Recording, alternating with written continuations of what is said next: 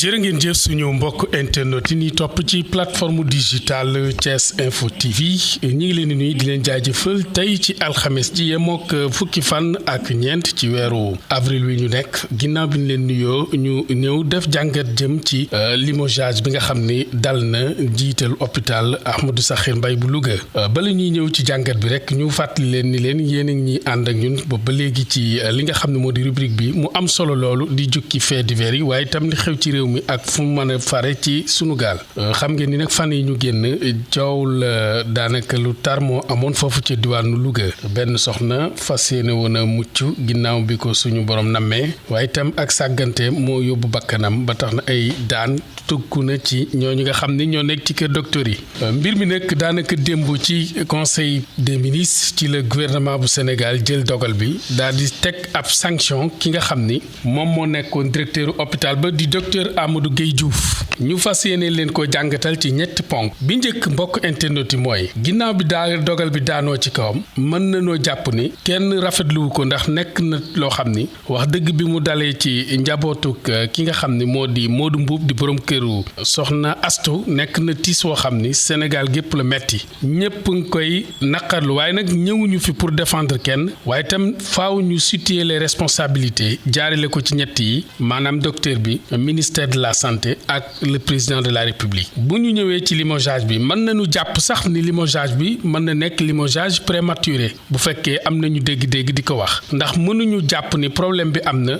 diirub ñaari fan ministère de la santé yebal ay nit yoo xam ne dañuy amal ab enquête ngir mën a xam fan la responsabilité yi situé laata enquête boobu bouclé ñu xëy conseil des ministres limogé directeur bi maanaam dàkk ko dàkk googu nag sénégalais yi am na ñoo xam ne rafetluwuñu ko ndax tey jii mënoon nañoo jël beneen sanction boo xam ne day jiitu dàkk bi te ci kaw sax jafe-jafe bi nga xam ni moom la soxna si doon dund ak ay famem ci hôpital bi enquête bi waroon naa gën a xóot ba daanaka li nga xam ne moom la sénégalais yi doon xaar itam mu mën a ñëw waaye xëy rek def décret dàkk ko loolu mën na ni limogeage prématuré la muy ponk bu njëkk beneen bi ci des ñaare tey bu fekkee dañu jël suñu directeur yi nga xam ne dañuy ne ci l'hôpital yi di leen limogé maanaam di leen dàkk ñoom bu ñu demee loolu donte moom faute am na ndax def na faute ndax responsabilité bu ñu ko tegee ci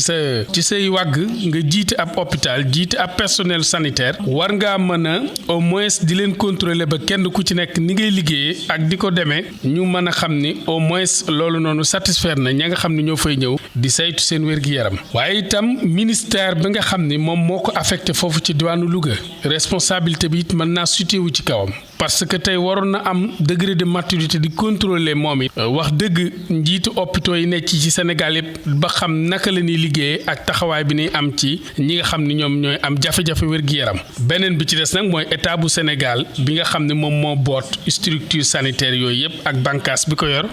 moom itam am na ci part de responsabilité kon ñaareelu ponk bi mooy ñaare bu fekkee ñoom dañ leen a dàkk mën nañu dem seen kër ñu toog ubbi ay clinique te du baax ci hôpital yi ndax bu leen fàtte mbokk internet yi saa su nekk rek nit ñi dañuy jagadi moo xam xeetu feebar bu nu mën a am jëm ci opération wala ay urgence wala ñu leen di soigner ci seen jàngoro yooyu ñu wér loolu amaana bu fekkee amatuñu koo xam ne am na responsabilité gérer hôpitaux yi ubbi clinique am vexé wu ci privé bi mën naa gàllankoor wér-gi-yaram wi ci Sénégal kon loolu président ak ministère am de la santé waroon nañ koo jàngat laata décision bi daanu mënoon nañu am beneen solution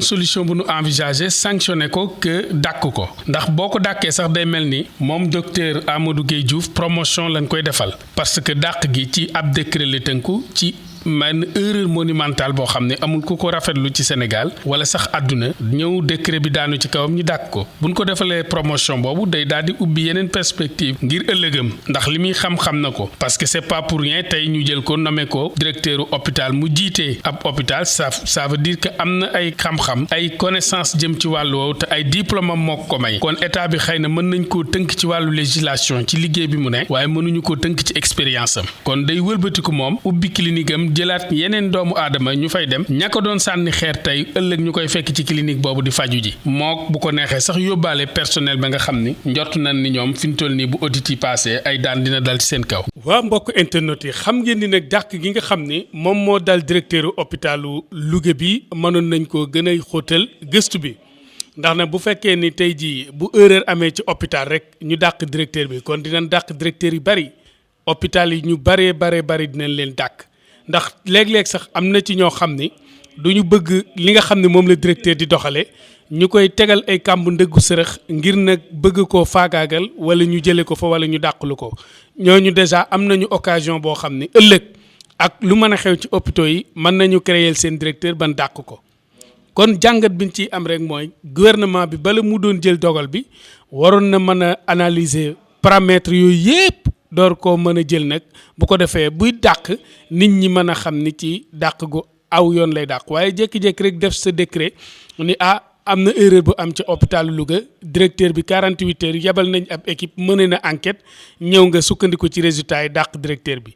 ëllëg mën naa bari loolu ci hôpitaux yi rawatina sax service yu bari ci Sénégal ndax nit ñi dañ koy daal di profito ni comme que président de la république kat erreur bu directeur def moo xam hôpital la wala beneen service mu dàq la day jàpp ni erreur boobu kat tey jii ñoom mën nañ cee tafu ñoom ñi nga xam ne bëgguñu ab gestion bu baax ci hôpital yi bëgguñu directeur bi innové ñu profité fa ban dàq ko te loolu nekkul loo xam ni wax dëgg gën na ci suñu hôpitaux yi ndax sànq wax nañ ko directeur boo dàq itam day dem ubbi privé bu ko defee mi man di faj te faj googu muy faj ci privé bi nekkaloon gouvernement bi ci li nga xam ne moo di hôpitaux yi gouvernement bi tabax ci dëkk-dëkkaan yi mooy ëpp rendement bu ko defee askan wi ñëpp man faa daje seenum pàcc yomb kon décision bi buñ ko jëlee jàpp naa ni analyser wuñu ko profondément beneen jàngat bi ñu ciy def itam mooy jamono yële rek dal am na ku mu daloon fii ci Thiès di benn doomu aadama bu yëngu ci wàllum wér-gi-yaram vraiment nekkoon fa doon def kéem kattan doon redresser structure ba waaye personnel ba xëy na ak ñenn ña nga xam ni tegaloon nañ ko kàmbu ndëgg sërëx piégé ko ba mu dugg ca bëgguñu woon ab gestion ba tax na nag gàllankoor nañ ko ci benn ambulance bu doon yeb ngooñ ñu jëleel ko ci ay sanctions ba affecté ko muy phénomène yoo xam ni naam mi ngi bari ci hôpitaux yi am na yuñ ci sëgg am na yu ci feeñ waaye il faut que président de la république ak ministère de la santé mën a toog nag jàngat yooyu yëpp ndax nag enquête 48 heures wax dëgg analyse succincte yi ci war a am analyse technique yi ci war a am ba nga mën a situer les responsabilités ndax tey jii directeur bi naam mën nañ ko dàq waaye nekkul jëmm joo xam ni responsabilité bi incombé na ko xanaa kay ña fautif ñu négliger ndaw si nga xam ne da doon mucc ba mënuñu ko assister ba mu doomam dikk ci àdduna mu yóbbaale bakkanu doomam xëy na ñooñu bu ay daan doon am mënoon nañ leen a kii directeur bi ñu xool sanction boo xam ne dinañ ko gàll ci ndoddam lu dul dàqlu ko ndax nag buñ ko xóotalee analyse yi ab enquête 48 heures rek mënu koo tiiñaal bañ koy dàq kon nag responsabilité partagée la ci diggante gouvernement bi ak ñi nga xam ne ñoo yëngu ci structure sanitaire yi beneen jàngat bi nga xamee ni nag foo la ñuy daanele mooy il faut que ñu indi ay solution jëm nag ci gouvernement bi mu toog defaat benn concertation moo ñi nekk ci structure sanitaire yëpp bu ko defee mu xam seeni jafe-jafe yi ñuy dund ci hôpital bi bu fekkee dafa am lu manqué ci matériel mu saafara ko ndax mooy gën ci askan wi su fekkee ni liggéey bi nga xam ni ca la ñu jàngoon université ba génn di ko doxal ci hôpital yi matee suñu ko ci maladie ñu mën a jël ci ñoom ay daan yoo xam ni daan yu sérieux la ba ku ko dégg rek bañ leen a joxoñ baaraamu tuuma kon il faut concertation boobu nekk bu ko defee ñu solutionner hôpital yi malade yi nekk ci jàmm patient yi dem ci ni mu waree kon mbokk internet yi loolu nekkoon na gis-gis boo xam ni ñi ngi ciy interpellé nag njiitu réew mi moog ñamu àndal acteurs yi nga xam ne ñooy yëngu ci wàllum santé bu ko defee ñu gën cee xalaat sinon béy dina wéy mbuus waaye jekki-jekki rek daal di dàq kilifa loolu day nekk saafara soo xam ne mënta